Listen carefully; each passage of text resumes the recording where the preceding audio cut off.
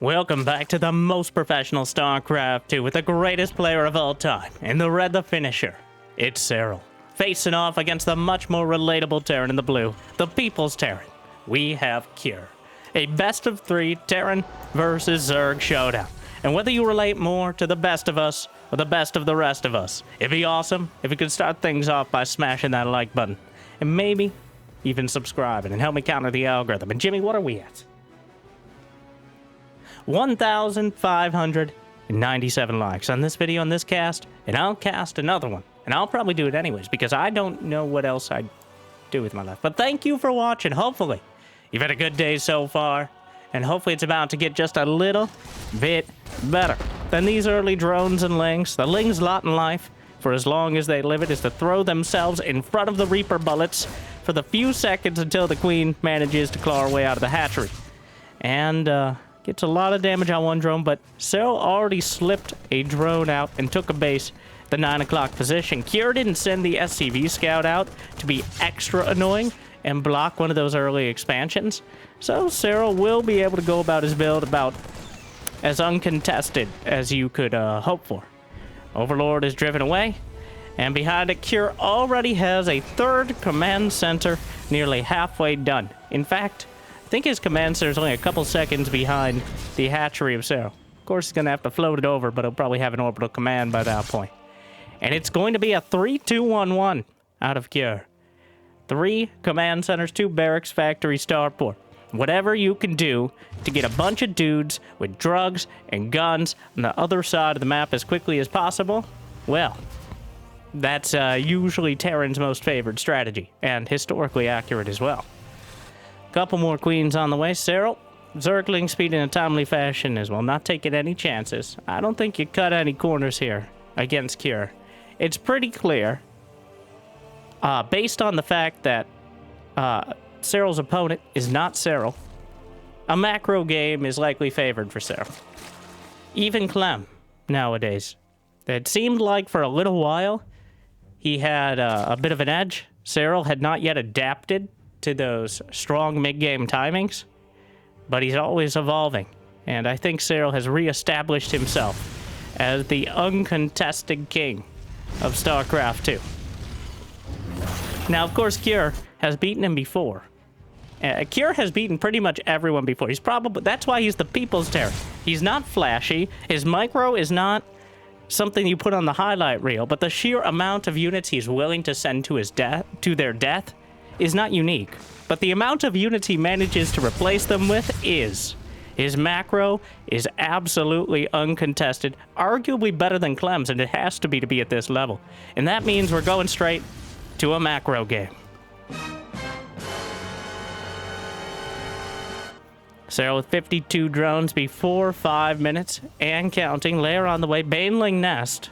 A couple Hellions at a time as he flipped over the reactor and built another one. It's going to be a bit of a mixed bag here, with a lot of a Hellbat push. Looking to make things a little more hot and heavy early on.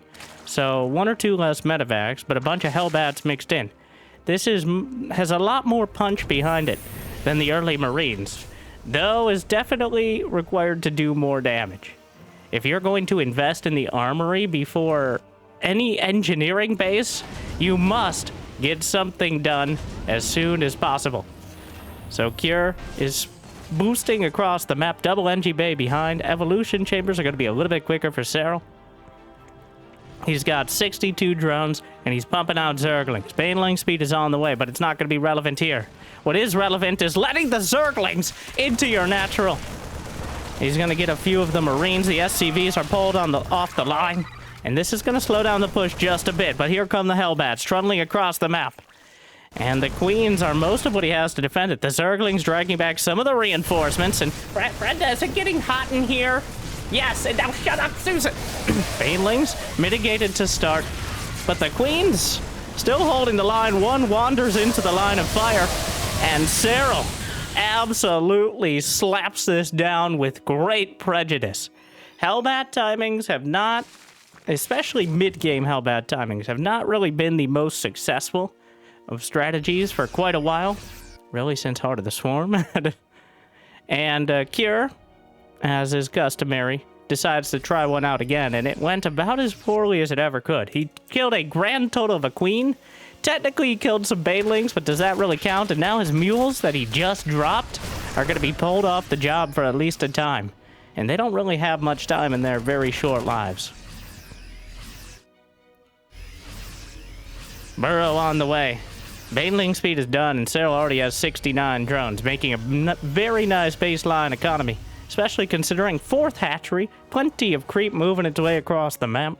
He still has all those queens. He only lost 1 to the Hellbat timing. Usually you're expecting to throw them literally into the fire, so that way you don't risk your other units. A cost-inefficient trade with Zerglings, any of your drones. But Serral couldn't have asked for much better than that. Lings and Banes overrunning. The creep has already spread out so far that Cure will be jumped before he gets within range of any bases. And speaking of, Serral expanding even further. Cure adding on his extra Rex.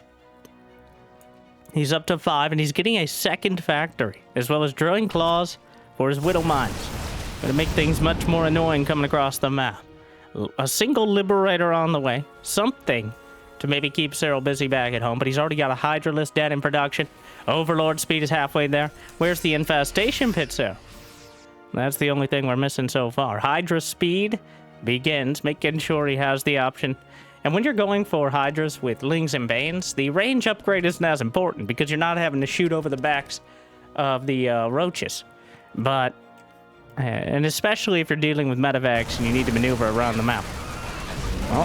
Well, that drop, he dropped the ball on a little bit. A few of the Marines left behind, the rest loaded into a medevac, and we'll pretend that was the intent from the start. Kira's going up to the Octorex, but a Queen and 2 Spores say, "You shall not pass." Border control looking very strong, even against the medevacs.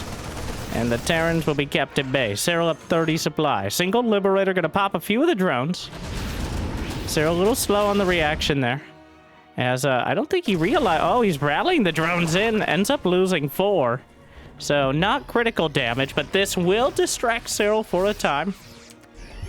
A short one, but every second counts when it comes to building up. If you don't have the 4th base as Terran, you don't have anything. In this sort of scenario, it's only going to take one mediocre fight to get overrun. With the 4th base to fall back to, you have a level of income in production this early on. That is very hard to match. The Marines getting surrounded very cinematically by an almost screen full of Zerglings. There's 123 Zerglings on the field. And counting. Well, if Serral's so interested. But he's also adding in some Hydras. The wall isn't quite complete. There's a Hellbat, some Siege Tanks. This is actually quite a firing line here. And Cure is able to zone out Serral for now. And despite the losses, it looks like Cure pretty close to maxing out at 10 minutes. Serral's already there. Though he didn't rush the hive out. Kind of using some of that experience against Clem, it looks like. Making sure... Oh, he even has Baneling mines out on the field. But making sure he has a strong 200 supply army and a good economy before going to Hive. You're not going to be able to get to Hive and Vipers against a competent macro Terran before they hit you with a strong push. And that is the change Serral has made from about a year ago, which was pretty much almost always rushing to Hive. But the problem is, if you've already lost a base or two and the Terran is entrenched in a incredibly difficult position, 2 Vipers aren't necessarily going to save the day. But if you're able to keep them from that position in the first place, well, they say prevention is 9/10 of the cure. 2-2 infantry, weapons and armor completed. Serral actually a little bit later on those upgrades, giving Cure a lot of efficiency in these fights, and he also attacks up to the north side. We see the aftermath of a massive Widowmine hit. Cure killing 100 Zerglings in the last 30 seconds or so. Serral 28 Marines. So brutal losses on either side. The Hive is completed. But that upgrade advantage is going to be very helpful for Cure going forward. The Marauders helping to filter through the Banelings. The Marines on the run. They'll expect some of us in the wreckage, brothers. Marauders are cut down, but most of the Marines get away. Not exactly the ideal fight for Cure, but it isn't a rout either. trying to turn things around. And another attack. Serral hit by the Widowmine, but just weathers it. Another massive Widowmine hit. Cure has built his career off of Widowmine hits. And so far, they're keeping him going here against Serral. 2 Vipers in production. Lurker, he's going for Lurker Speed Burrow before Lurker Rage. Another prioritization of getting up in Cure's face and maneuvering his units, as opposed to relying on already being in the right place. Dealing with medevacs and Marines and Marauders is obviously can be a bit troublesome if your units aren't quick enough to keep up. Widowmine still taking big bites. Cure trying to take a 5th base, but it's going to be very difficult on this map. The SCVs try to retreat back to the 3rd. The Bio Ball is actually has a lot of momentum and will drive Serral back to the south. The Baneling Mine still scattered throughout. +2 melee attack about to complete. Does he have adrenal glands? No. But a single Lurker. And the supply depot walled off, not looking ideal here.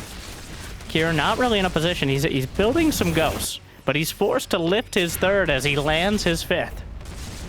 Though they could be trading places as that number very soon. Hydra's Lings and Banes to the south and to the north. A fusion core is on the way for Cure, but I guarantee you that is not for battle cruisers. Meanwhile, the Zerglings overrunning, try to draw the siege tank fire. Hydra's behind, just ping cushioning both the tanks, Marauders, Marines, and Medevacs alike. More Lurkers coming in. The 5th base, for relatively minimal cost, will be taken over by Serral, while he locks down his own 6th to the 12 o'clock position. And just like that, Cure, 14 SCVs dead. Oh, Serral selected the Bane Mine just a split second too late. Honestly, the vision it's providing is almost as good. He's going to try to break the Lurkers, but here come the Vipers. Parasitic Bomb knocks out one of the Medevacs. He yanks in another. Murdered off the screen. Parasitic Bomb on another. There's not enough Hydras here to follow it up, but it doesn't matter too much as the Banelings roll in and Cure types out. GG. Serral with a commanding victory in game number 1. At no point did it look like Cure was anywhere close to breaking Serral's defense from start to finisher.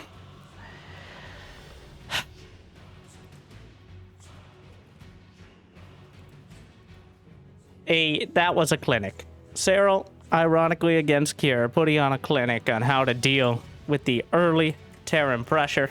And then make sure you have the army built up and crush before the late game even really kicks in. So that way we can move into game number 2 on ley lines.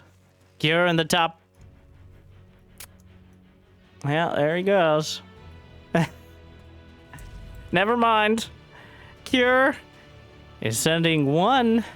Make that 2 SCVs across the map. It's going to be a 2 Rex. Can I get... Yeah. This is a bunker rush. This is the oldest cheese and legacy of the Void. The 3 racks is an extra spice. The 2 racks... So the difference between the 2 racks and the 3 racks proxy Marine. A 2 racks Marine pressure is not necessarily all in. You might go for a bunker, but it can be defended by Lings and drones. Now with near perfect micro, but still. Whereas the 3 racks, and notice how Cure is going to be putting it just a little further back. He's gaming the Overlord, which is not going out there. He's put it far enough back that the Overlord isn't just going to scout it. Of course, that means he's a few seconds further out with the Marines themselves and the SCV coming in. But if Serral... This is... So after that last game especially, but in general... Against Serral, ideally you bring the game down to the smallest set of decisions.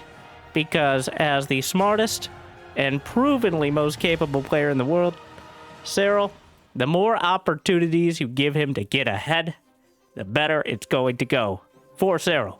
So this is putting it all on the line. And Serral's gonna see it. The alarm's going off. And it's very clearly, well, there's a bunker. That's what a bunker looks like. Queen's on the way. A third SCV comes down, so this should give it away, but Serral's already committed. He's building a spine crawler. First bunker going to be shut down.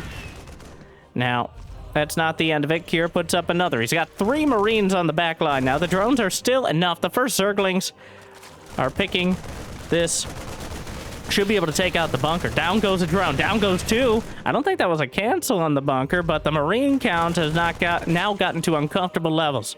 Queen is about to pop out. Spine crawler taking some fire. And it's only going to get more difficult for Serral from here if he's not able to dislodge this. The spine crawler taking a lot of damage. The SCVs still intact. Could target the one building the bunker. Probably needs to. The bunker is going to complete. Well, the spine crawler at this rate. He targets the SCV. He shuts it down for now, but the Marine count is still so damn high. The spine crawler is taken out. There's no more... It wasn't going to get any easier. Alright. Well, look at the drone count. Serral is trickling out 4-6 Zerglings. There's already 6-8 Marines. The bunker doesn't even need to finish, but the threat of it, reducing the DPS of everything else. And Kier grabs one back with a cheeky yet incredibly effective all-out cheese. An absolute classic tactic from the People's Terran, and definitely something the people revert to when they get too frustrated on the ladder. Well executed, well timed, and Serral, it's one of those, if you don't scout it in time, it's almost too late. Like, that's the gamble, though. If Serral had sent that Overlord a little further out, then he maybe scouts it. Also, the micro needs to be on point, but it looks really good. It just beats Serral. 100% win rate against Serral in this series. But it was a massive gamble from Kier. And I'm sure he's very happy it paid off. And now we're down to just a best of 1. Doesn't matter if the game's 35 minutes or if it's 3. They're all worth 1. And this is why tournament scheduling can be kind of a nightmare in this game sometimes. Now, I think less likely on Amygdala. Well, 1, because there's already barracks on the way in the high ground, as well as a gas geyser. But also, the rush distance is so damn long that by the time you get across the map to proxy, it might already be too late.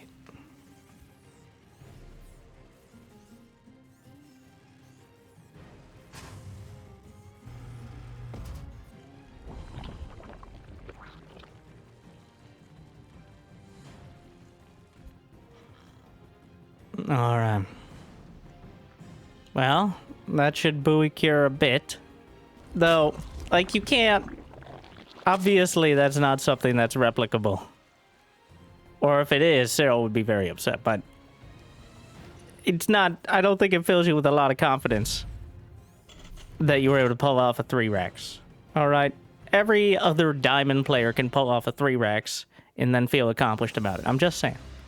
So, sorry if I offended half the Terrans out there. They came that way, alright, it's fine. SCV scout.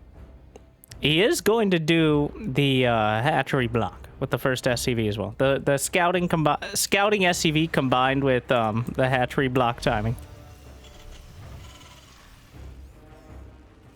First Reaper coming across the map. Goes by the tentacles of the Zerg rocks, which will bleed out at 8 minutes, assuming Serral doesn't get his creep out there to actually prevent it. Which is a bit of a hilarious quirk, because usually it's Zerg who want the rocks to open up. So you may end up having to destroy them yourselves. Queen pops out. Inject first, not gonna bother with trying to get the creep tumor and then play footsies with the Reaper. Oh, Brenda bounce. Yeah, not bothering with the triangle base. Gonna go for the 9 o'clock. And back at home, Kier. Third command center, factory, reactor. Starport this time for the Destiny Cloud Fizz build. The 111 allows you access to that whole tech shrubbery. You can pick off whatever sort of early game unit you'd like.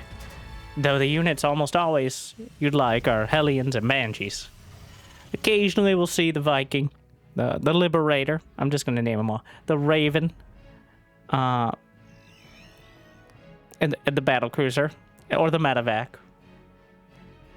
I knew I missed one there. The Battlecruiser was supposed to be the dramatic final part of it, but we'll just pretend it was. Like and subscribe. What's it gonna be? You're not going for the... It's a Liberator first. This is the budget Banshee. A Liberator doesn't require a tech lab. Can technically kill Overlords, though it hits like a soft pillow against them. Eventually that pillow can kill. You'll be smothered by the Liberator shots.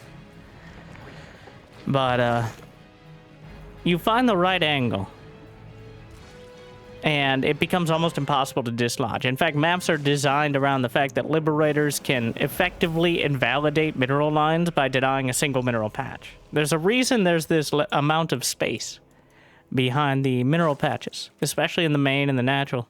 It's because Liberators are geometrically difficult. First one sneaking around the north side. 3 mules drop. Interesting timing. Cure. Gonna have the extra income. Zerglings popping in, and of course Serral gets one into the base because that's how Serral do. He's gonna see 2 more racks on the way, and while he may have suspected it, almost guaranteed that this was going to be happening, at the same time, it's good to know. He's removed any... Yeah. Alright. Yeah. Susan, you seeing this? Yeah, Brenda, remember when we could fly? Susan.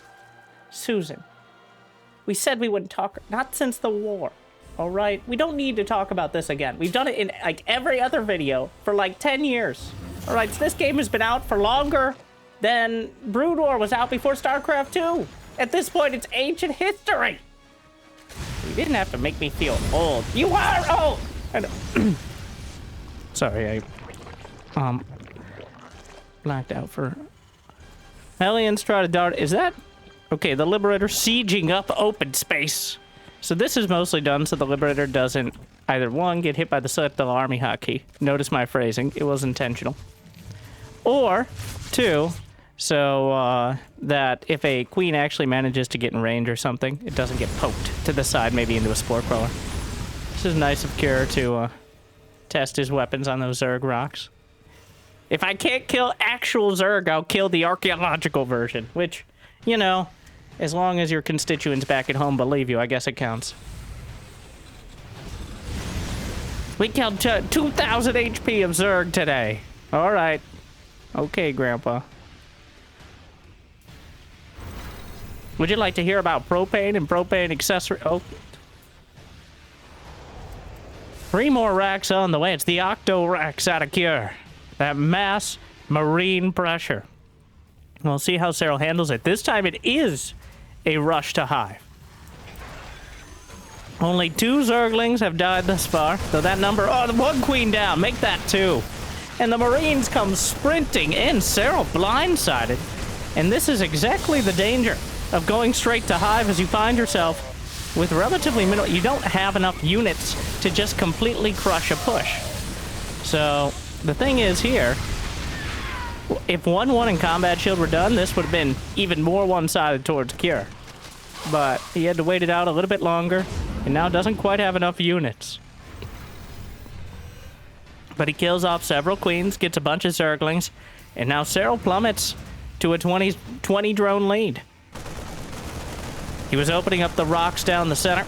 He's got a high finish, just started Baneling speed, which feels like a bit of an oversight. Unless he just finished the Baneling Nest, but... Yeah, Hive is completed. Vipers. 1 Serral. How many Overlords did he lose? Too many. Yeah, 2 Vipers. That should tell you how important they are. The priority there. He was hard supply blocked. Literally, the split second his Overlords finished, he made 2 Vipers. And then he had to think about building some Zerglings after, but the Vipers are by far the first priority. The amount of value they can get between Parasitic Bomb, Abduct, And Blinding Cloud, though Serral kind of rarely uses Blinding Cloud. Blinding Cloud doesn't kill things, okay? The Abduct technically doesn't, but it makes it much more likely. Parasitic Bomb very much does. So that is the thought process behind it. But the Spore Perimeter...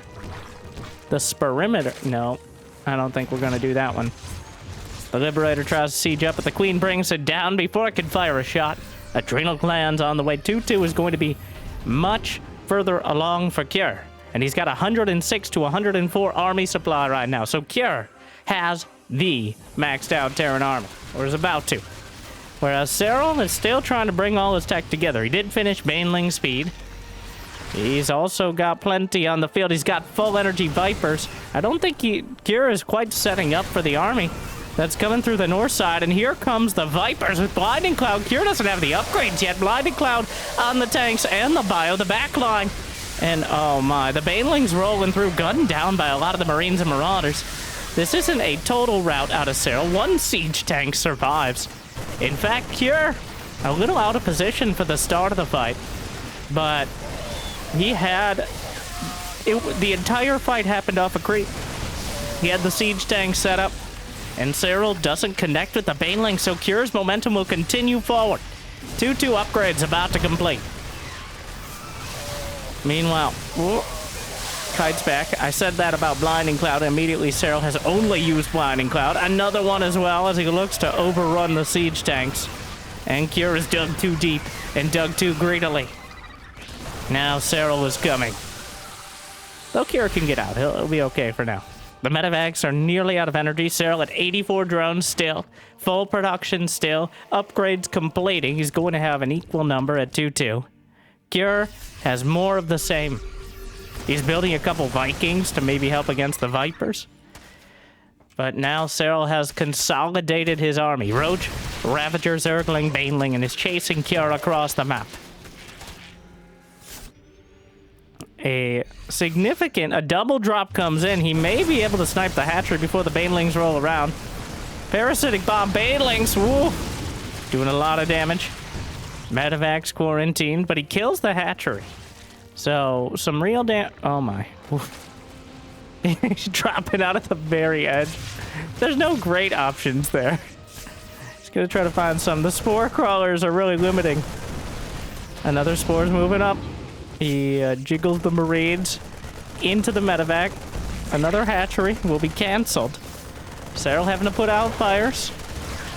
But overall, still looking like a powerhouse.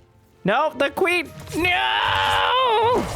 Get off my creep. Friend, stop smoking. No, I'm this old, I can do what I want. So, another army is coming in, but I'm afraid the full Zerg Hive Tech will be operational by the time it arrives.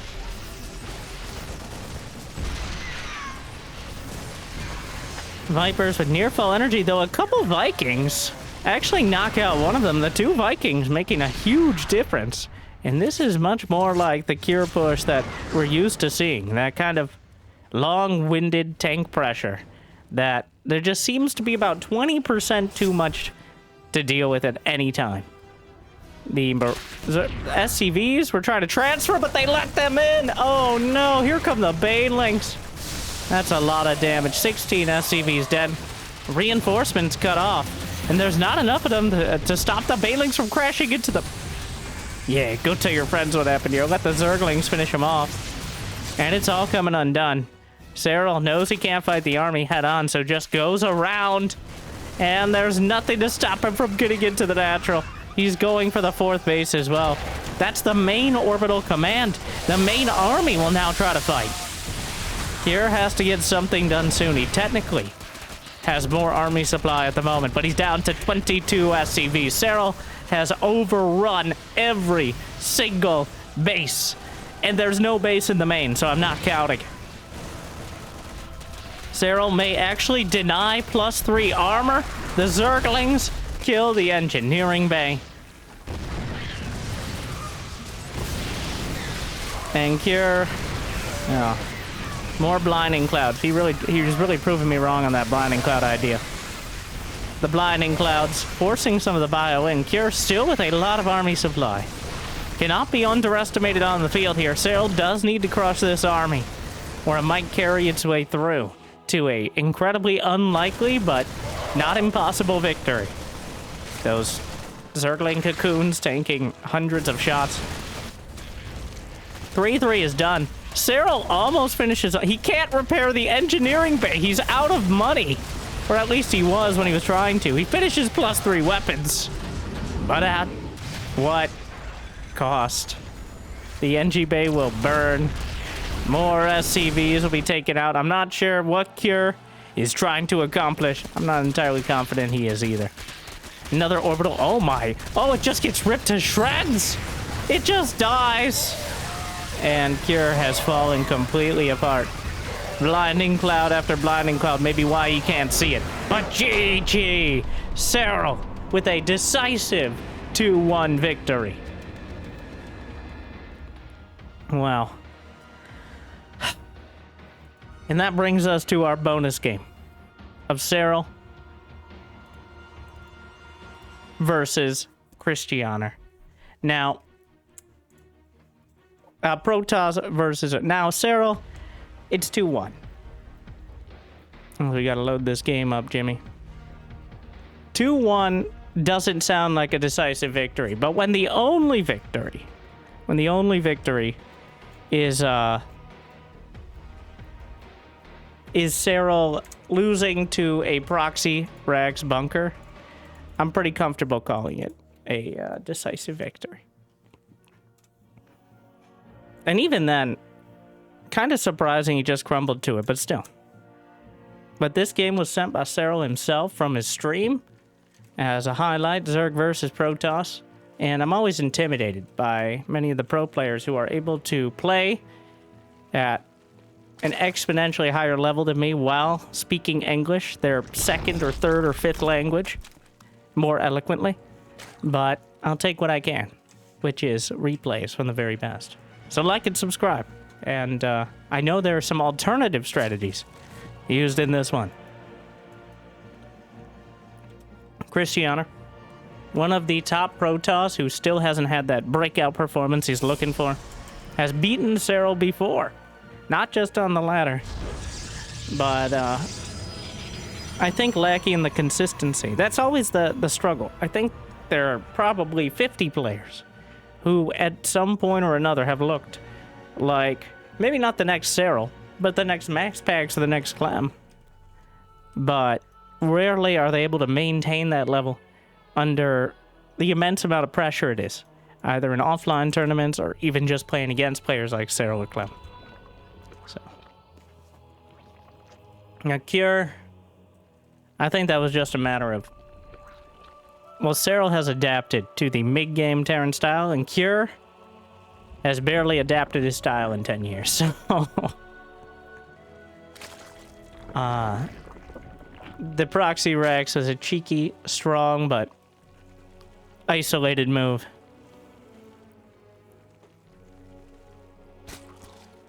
We'll see what Krystianer brings to the table. We got Serral under the name Sepsuzi, which, one, I'm probably butchering the pronunciation, and two, from my understanding, is, I've seen two interpretations. One is it's the Finnish version of Big Bad Wolf, which is great. Or two, Google Translate said something about washed up in Finnish, which is also great and fitting. So either way, whichever interpretation, makes it highly amusing. And this is the account that Serral is currently like 300 MMR above the entire ladder. Serral's at like 7,300, and then Clem's at like 7K, and then there's everyone else. For reference, the difference between a gold 1 and a diamond 3 player is like 300 to 400 MMR. So it isn't hyperbole to say Serral is literally leagues ahead of everyone else, especially on the ladder. I'd say streets ahead, but most people don't, for some reason. First adapt. Oh, yeah. And since it isn't a intense tournament game, we get to actually see the player skins, which I've always been disappointed. So the reason you don't see skins in tournaments is because there's a mod that sets it up so everyone has standardized skins on the units, which I always thought was you might be like, that seems terrible for marketing, and I agree. But there were some complaints in the early days about skins, about unit visibility, and stuff like that, so we just kind of started using these tournament mods that disable them effectively, and that's why you almost never see them. It's only when the players forget, usually in smaller tournaments, to add them to the game, and they play on like a default setup, or the latter, that we end up seeing them. And in that case, it's usually an accident. Sometimes live tournaments will be able to have them, but in case you're wondering the reasoning, there it is. You don't have your fancy, wow, the purple Oracle. Looking, I think it's more, purple is definitely a more dangerous color than green. Green is like generic danger, but like a hot pink purple, on the other hand, is like advanced danger. And that's why we have Vespene Gas and then Terrazine. Yeah, it's a Terrazine Oracle in there. With its upturned nose. Oracle is definitely one of the top 5 most pretentious units. Up there with Queens. Hey! Royalty. Okay, fair, but... battle cruisers.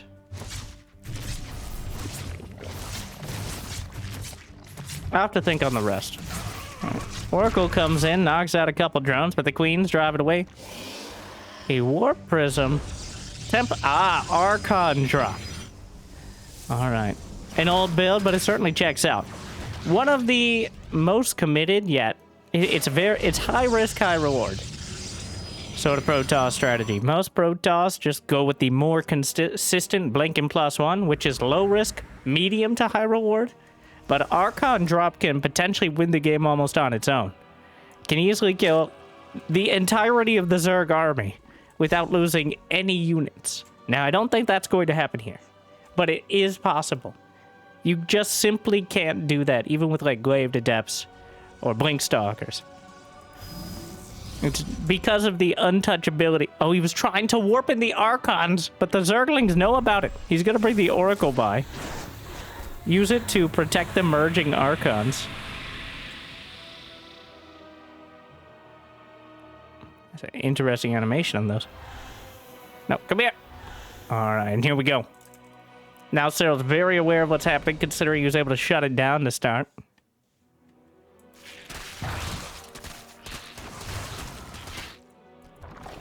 Archon drop comes in directly for the Queens. Already taking a lot of damage on the Prism, which is, of course, the source of the problem here.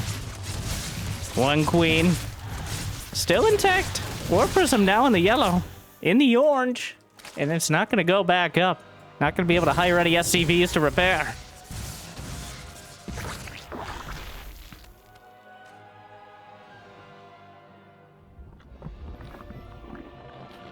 Hydralisk Den already on the way. As Krystianer is almost by default gained to third base off this. That's another benefit. Is you really have to just... The roaches are on Warp Prism patrol right now. They have to sit back and chase down the Prism. Now, the other side of it is how much of an investment. This is a huge amount of Vespene gas. Templar Archives, 4 Templar. He's getting Storm behind. In fact, he doesn't actually have any Twilight Council upgrades even charge in production, which actually I think is a bit of a mistake. The Archons looking for an opportunity in the main, but so far Serral has pretty easily kept a hold of him. Has he lost? He's lost 8 drones, mostly to the Oracle though. Hydras in production as Serral starts to consolidate his supply. He's got a hive on the way, a 7-minute hive. Second robo for Krystianer. Going to be leaning heavily into those immortals.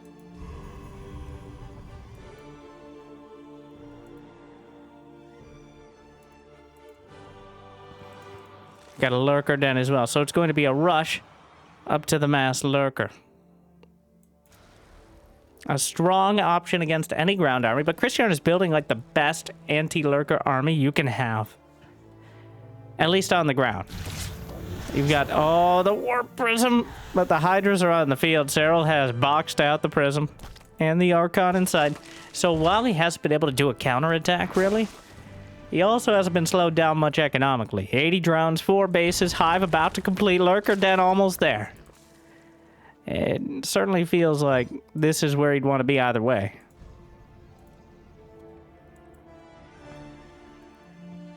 Krystianer still on 3 base, but ooh, that is a fierce-looking Protoss army. He doesn't have charge done quite yet, but it's about to complete. There are 5 High Templar, 3 Archons getting pushed a lot. Wait, no, that's not an Archon. It's just the High Templar animation is so dramatic it looks like an Archon.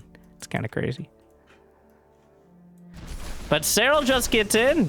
He bashes through, takes down the pylon, and now Roach is slipping into the main, truly living up to their names.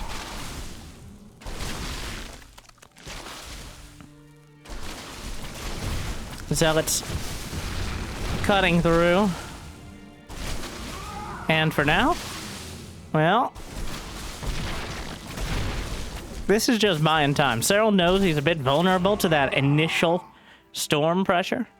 So, oh my god, the Hydras are trapped in a prison of the Lurker Design. They escape into the... Actually, they do live. Oh, and then the storms hit. But storms across the board, mostly hitting Zerglings. Meanwhile, Zealot counter into the natural.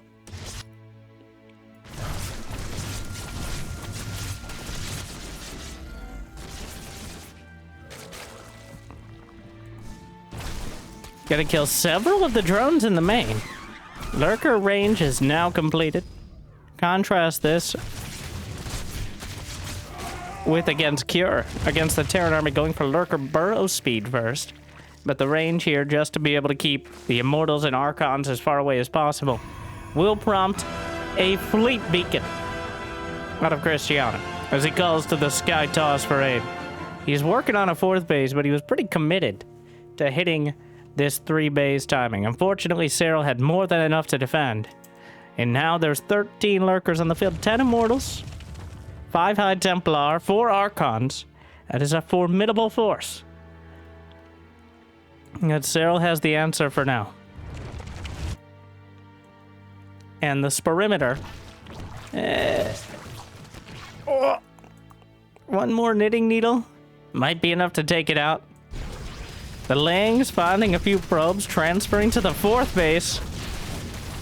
And the Hydras should help with cutting down the Zealots. He has more than enough. Krystianer, he's going to be forced into an attack. No, God, he's caught between a rock and a hard place.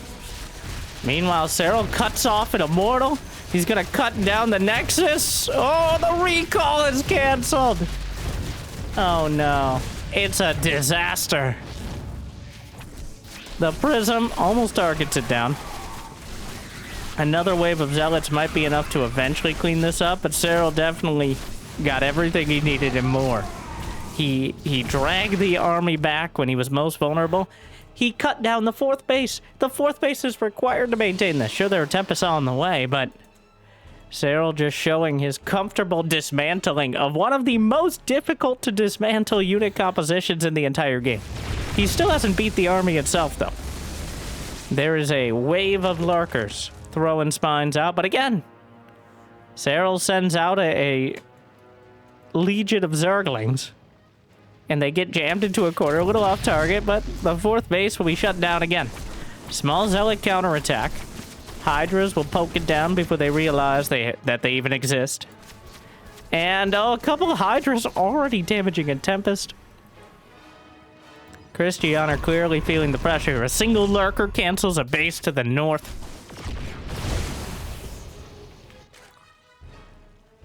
Spire is already on the way.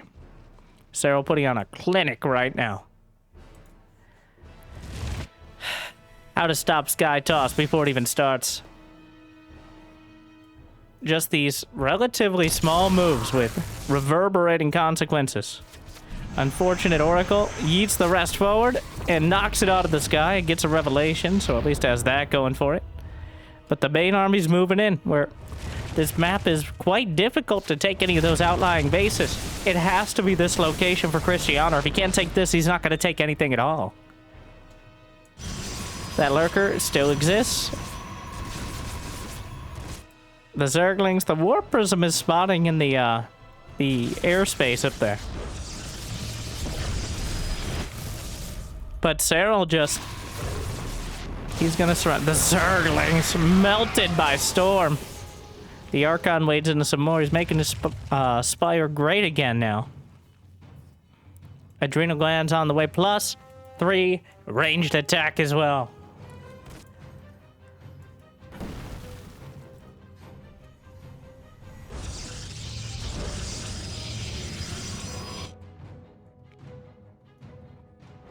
So moving around with the lurkers. A few Zerglings slipping out. So Krystianer has made it to 140 army supply. There's still the death ball to deal with. And this is the hardest part. Not to take away from the strength and the timing of the counterattacks, which are doing an inordinate amount of damage. You might even be able to kill a Templar, not quite. But at some point, more than likely he's going to have to deal with the Tempest, the Archons, the Immortals, and most importantly, the High Templar underneath. And right now, well, he's building 8 Corruptors, 3 Infestors, Adrenal Glands, but Serral is nearly maxed out. I wonder if he's intentionally leaving his supply open for Broodlords. Wow, indeed. 4 Broodlords in production, though Tempest can also potentially make short work of them. Broodlord's right behind the lines. Sprints out of the storm.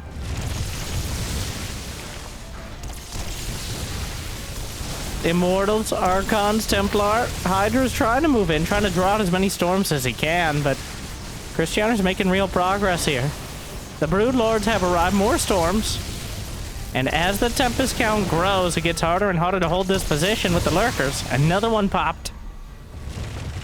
3 more broods on the way. Standoff will continue.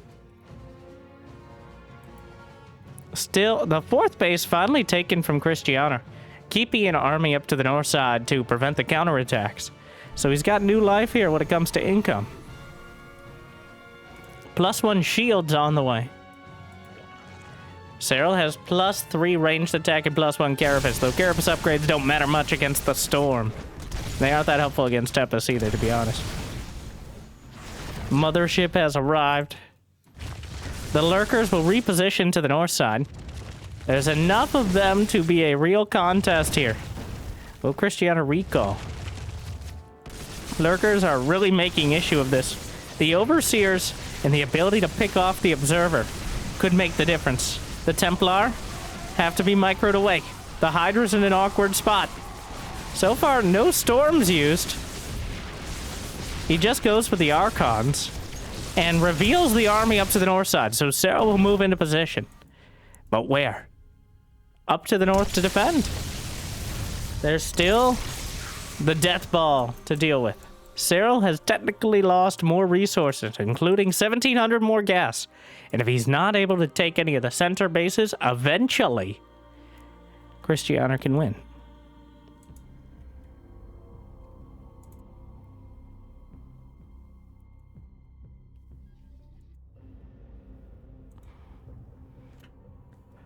Well, things slow down dramatically as Serral no longer wants to risk a significant amount of his potential bank in doing counterattacks. He tried to deny the bases, but Krystianer eventually held on to a 4th. So Serral is building, well, no matter how many years pass by, we keep finding our way back to Infestor Broodlord. More broods on the way, +1 flyer Carapace. Krystianer taking that northern base. The army caught. Fungal time warp. Broods raining down. Feedback on an Infestor. Another Infestor popped by the feedback, and another one as well. The Broodlords are going to get some of the Templar. A surprising lack of storms, that one. The Corruptors will wade through it. He's going to have to storm his own army. Indeed, that's what he's trying to draw it to. The Mothership will be taken. There's so many Archons underneath, though. The Archons are getting chewed up by the Broodlords, and somehow Serral actually takes a decisive victory. The Archons never really got the hits. Krystianer did not land the storms nearly quickly enough with the Templar. And now Lurkers, still part of the composition, moving in. Good storm. Can't use energy recharge until the Nexus is completed. He does on one of those Templar. Looking for another one. Storms off the edges. He really wants this base, but I feel like the back has been broken. Serral won the decisive engagement. Definite select all army hotkey for that warp prism to be headed back towards the main army. Krystianer giving up the 12 o'clock base, and Serral is retightening yet again. He's taking the 6 o'clock. He's at 5 going on 6 bases. Krystianer is mining out of his main. It's gone. The natural's drying up. Third base isn't looking so hot. He needs this last base to the north. But Serral with 135 army supply in a commanding position. The Brood Lords, 11 of them in the sky. And the anti-air, where are the Tempests? He needs to defend this base. The Immortals will be chewed up. Tempests taking their sweet time here. Revelation on the Broods.